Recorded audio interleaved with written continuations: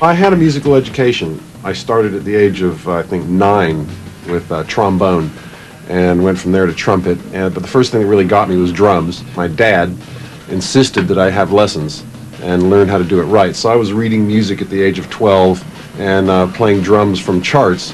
Starting very young with proper technique means that you can express yourself more creatively. After the breakup of the Police, Stewart took up an offer from Francis Ford Coppola to score his movie Rumblefish. And since then, he's composed soundtracks for over 35 movies. The really rewarding thing about film music is that you do get pushed into places that pop music doesn't push you. One minute I'll be working with a 90-piece orchestra, the next day with a little jazz trio, the next day with some strange kind of ethnic combo. And films cover every aspect of life. They cover every planet in the cosmos, every type of human condition. And the cool thing about movie music is that it takes you into all these different places. Whereas the 3-minute pop song, which is a rush like no other when you get it right, is quite limited in its scope. Do you like the kind of relative anonymity of working in film? Yes, I do, and I enjoy the anonymity because I've had the celebrity. I know many film composers who are really talented people, brilliant musicians. You know, I covet their knowledge of how to work with an orchestra because they started at music conservatory, and I envy them that kind of proficiency, that craft. And they envy the hell out of me that I got to go up on stage in the lights and, you know, and be the product for a little while. Yeah, it must be great to have done both. Yeah.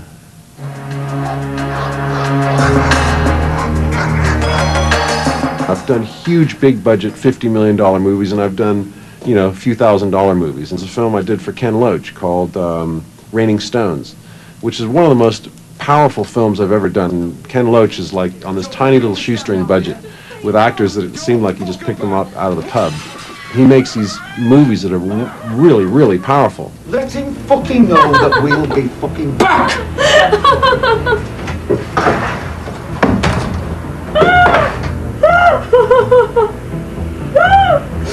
Oh, God.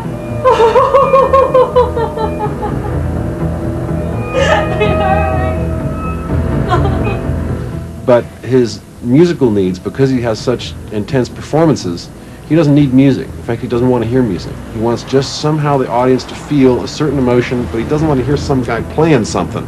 He just wants them to feel something there.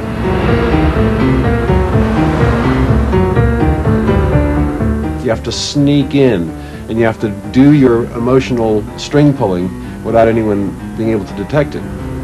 But take away the movie, and the music is just there's nothing.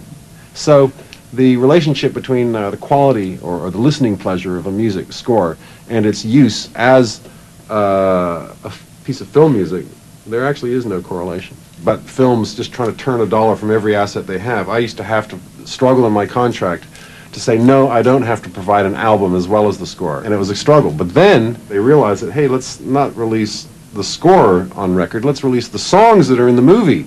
And that's happening, you know, more and more now. You know, what it's called is music inspired by the film. I am now negotiating that I get one track on the album.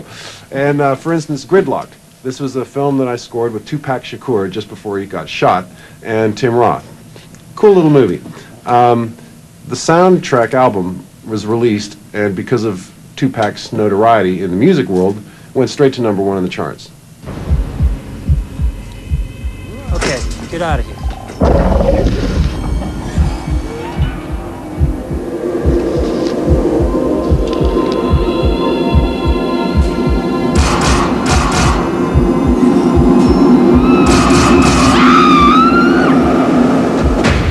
The latest film to get the Copeland treatment is Peter Berg's black comedy Very Bad Things, starring Cameron Diaz and Christian Slater. Situation that defies judgment. Do you understand? I have a table full. It's not released until next year, but I got a sneak preview of one of the scenes. First of all, without music.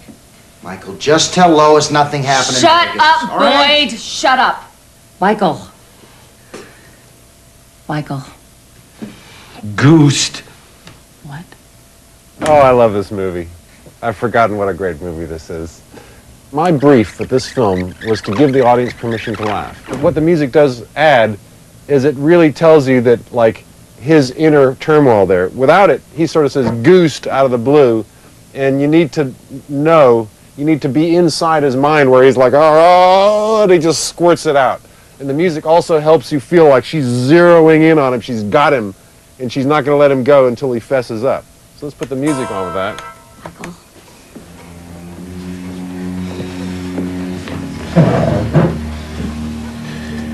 Do you have something to tell me? Michael, just tell Lois nothing happened. Shut up, all right? Boyd! Shut up! Michael. Michael. Goosed. What? And this is kind of like mock gothic horror music for actually a very comedic scene. Just take it easy, okay? Enough of this! Nothing happened, Lois. Nothing happened. Nothing happened? Nothing happened. Nothing happened. Nothing happened. I am going to count to 5, and I will call the police, and then we'll find out what happened. 1, Goosed! 2. Please don't make this situation any more tense than it has to be, all right? Just relax, would you? I'm calling the fucking police! Okay, here's the deal. Absolute silence. Adam slept with a prostitute in Vegas. Hi, Adam. Actually, I think the scene works great. The whole movie works great. There's so much energy in the performances that I don't have to do anything. But the director loves music, so I got a job.